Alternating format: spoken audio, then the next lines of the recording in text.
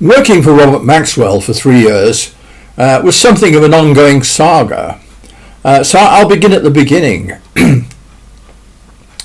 I was working for Sheraton Hughes, Manchester bookseller. I was the manager of the University Bookshop, which was directly opposite to Owens College, Manchester University, or University of Manchester.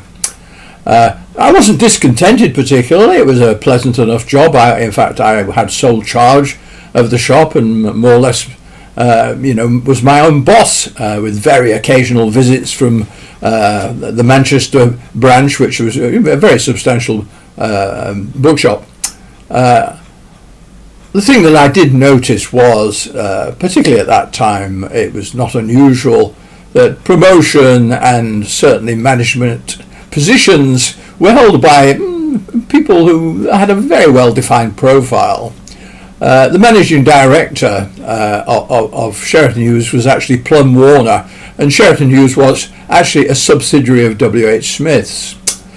At that time, the main source of information about employment, amongst other things, was the bookseller, which, as far as I remember, was a weekly publication, and the end pages were full of jobs in publishing and bookselling and related industries, as it were.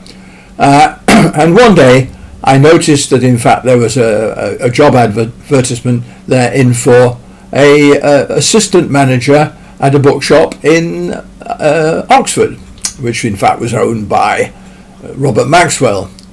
I must confess, Maxwell never really entered into my consciousness. I didn't know anything about him at all.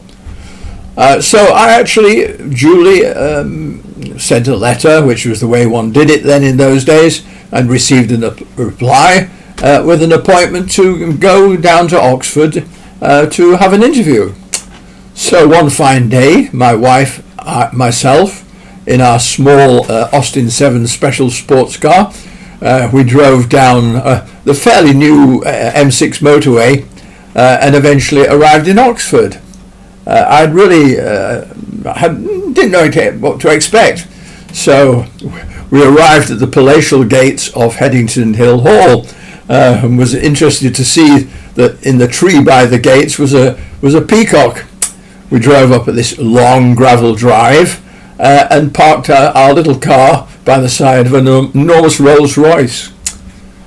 Walked over to the door and really expected the door would be opened by some minion. It was quite a substantial property, I mean, really quite palatial. The door opened, and in fact it wasn't some butler or minion. In fact it was Robert Maxwell. His first words to me was, could you come back later? And I said, no. We know it's taken us 4 hours to drive here. He said, right, well, come in. His second words to me, do you want to pee? Which I didn't, and thinking about it, maybe these were the way he used a psychological test to see what kind of reaction he got. The hallway was quite striking. In fact, in a niche, there was a very large, probably bigger than human size, statue of a man, which was covered in mother of pearl, which in itself is another story. Anyway, we were wheeled into this large office, and large desk, the usual stuff. One thing I did notice, in fact, the total absence of bookshelves, which surprised me. Just behind his desk, on a panelling, there was what might have been cupboard doors, where the ends, the spines of books were actually glued onto them. I think this was actually quite a common interior design device, but certainly real books in bookshelves were absent. Anyway, he sat us down and gave us both a pad of paper and a pen. He asked a few questions about what I'd been doing and etc., but nothing really very penetrating or in depth. And after virtually a few minutes, said, "Oh yes, well, yeah. I mean, I offered the job. as assistant manager at the bookshop. Would your wife like to work there too? And we explained perhaps not, we prefer to work in different places. And after a very short time, we wheeled out and we bid our goodbyes and we headed back to Manchester. When I got there and eventually told the manager of Sheraton Hughes in Manchester, which is my boss, that I'd got a job with Robert Maxwell.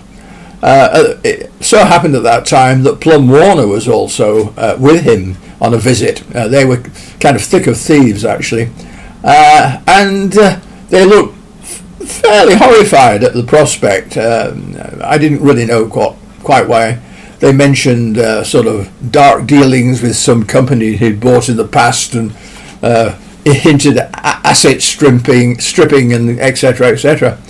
But the fact was, they did regard me as being a valued member of staff, but there was no kind of, oh well, you know, we'll give you some promotion or some more money. No, not a bit of it.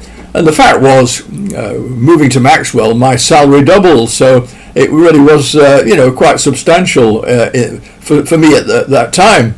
And actually, it was very good pay for that particular time for my age group. And so, I finished my stint at Sheraton Hughes, and one fine day, my wife and I, our little car, and my stepfather in his car, we moved our goods and chattels down to Oxford. Accommodation was, we had to find somewhere permanent, and in fact Maxwell placed us in a kind of, I don't know, like not a hostel exactly, but nearby to Headington Hill Hall, which seemed to be mainly young women. Anyway, we had a room there, so we had somewhere to lay our heads. Just a quick reprise of the bookshop itself. It was just by the Wainfleet. It was a beautiful bookshop, presumably by some interior designer. There was a kind of S-shaped central counter come display area, which was glazed, and the kind of display part was filled with all kinds of interesting things, objets d'art and pictures, and really quite striking. Everything was very, very modern.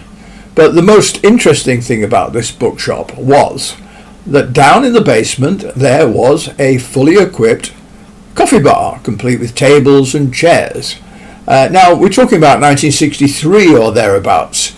This was years ahead of any other bookshop, to my knowledge, having this kind of facility. I mean, it's become very common in recent years for bookshops to have a coffee bar, tea bar, snacks, etc., etc. But at that time, I'm pretty certain this was pretty unique.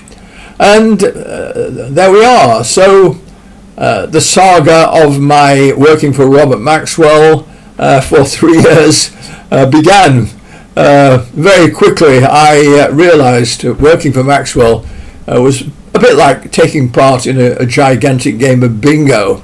As I subsequently found out, you really never knew what was going to happen to you when your numbers came up. Anyway, more of this later. If you've enjoyed this video and would like to see more, please subscribe.